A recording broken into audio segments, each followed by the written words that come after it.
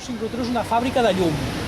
Una fàbrica de llum en forma de rajos X. És a dir, nosaltres produïm rajos X. Com els produïm, els rajos X? Els produïm agafant electrons i fent-nos donar voltes a la velocitat de la llum. Gairebé a la velocitat de la llum. Hi ha una propietat física que tenen els electrons, que és que quan se'ls gira, emeten rajos X. I això ho fem amb un accelerador, que el podeu veure aquí. Avui hem obert el túnel.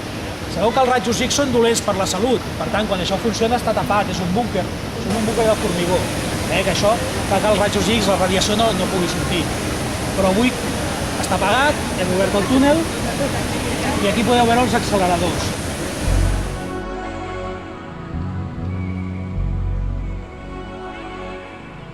Bueno, para el análisis de materiales, que bueno, donde quiere saber qué es la estructura del material, cómo funciona para cosas médicas, para cosas de geología, para cosas de las life sciences, productos farmacéuticos.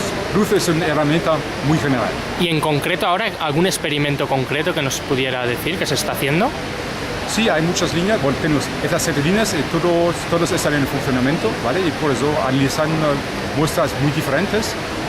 El último que hacemos, por ejemplo, en la línea de Firth, que es una línea de microscopía, es de analizar las superficies de óxidos magnéticos y cómo la superficie es distinta de la parte interior de la muestra, ¿vale? Otra línea, por ejemplo, es la línea de Mistral, que es una otra línea de microscopía de rayos X blandos, donde hacen microscopía de células humanas y cómo se infectan con un virus y cómo la célula cambia después de infectarse con un virus. Están dos ejemplos de las cosas que hacemos. Una zona de materials important que s'estudia són materials biològics. I dintre dels materials biològics hi ha les proteïnes, els virus, les cèl·lules, després materials, solucions biològiques. Llavors tenim una sèrie d'eines basades en raigs X sempre per estudiar això. Per exemple, una línia, que és el que es diu Xaloc, que heu vist per allà, que el que fa senzillament és il·luminar amb raigs X cristalls de proteïnes, que a vegades són cristalls petitíssims, Són cristalls que poden tenir 5 mil·lèsimes de mil·límetre de longitud. Són molt, no es veuen. Però com que el feix de raigs X és tan concentrat i tan intens, es pot il·luminar el cristall amb això, fer difracció. Difracció vol dir que el feix es desdobla en molts feixos secundaris que porten informació sobre l'estructura del cristall. Llavors, analitzant les intensitats i les posicions dels feixos secundaris, això es diu el patró de difracció, es pot treure l'estructura del cristall. Si se sap l'estructura del cristall, es pot deduir la funció de la molècula de la proteïna. I això fa servir en farmàcia, per exemple, amb aplicacions mèdiques i així.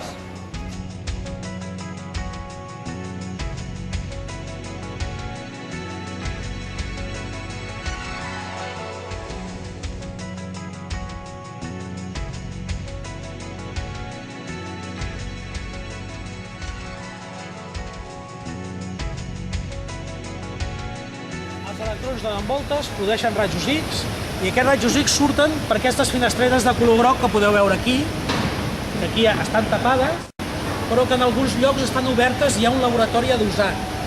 Són aquestes casetes de color lila, de color blanc, de diversos colors.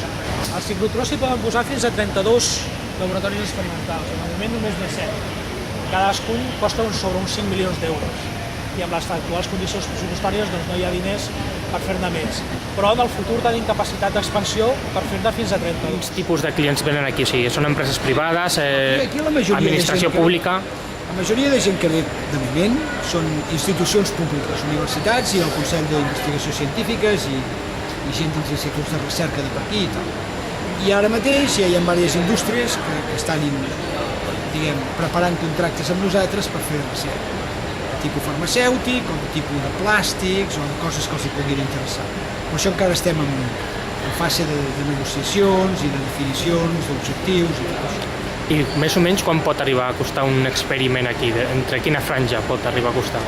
Aquí més o menys el cost d'una hora de llum s'estima al voltant dels 5.000 euros.